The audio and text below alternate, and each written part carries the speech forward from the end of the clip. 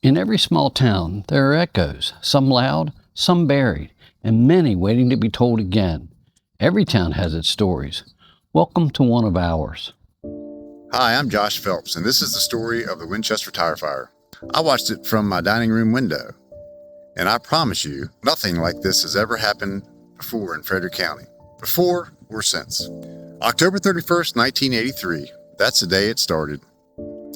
I was just 9 years old, sitting at the dining room table looking out our bay window, and there it was, a massive black plume of smoke rising into the sky, bigger than anything I could imagine.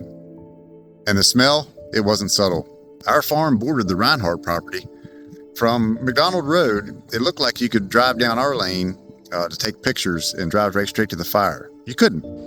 But that didn't stop people from trying. Cars pulled in constantly, folks wanting to get closer, take pictures.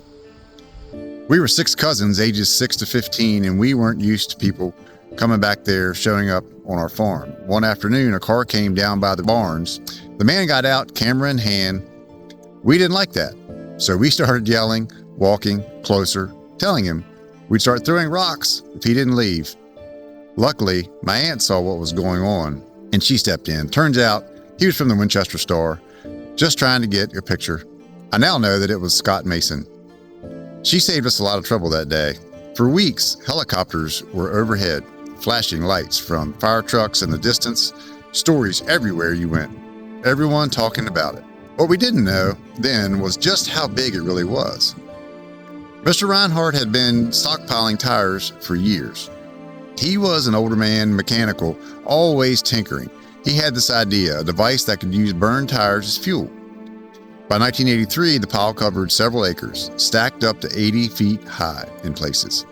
Around 7 million tires were in the core pile.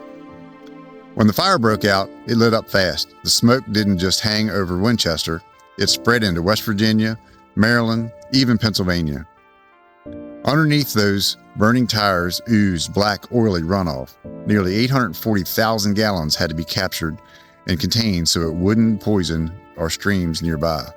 The fire burned for 9 months, not fully out until July 4th of 1984. By then, most of the pile had simply burned itself out. Cleanup lasted decades. The EPA spent over $12 million, and the site stayed on the Superfund list until 2005, 22 years later.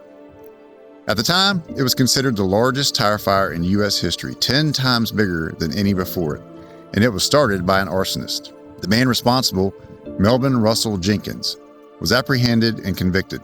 In 1988, at the age of 21, he was sentenced to 70 years in prison after pleading guilty to the charges.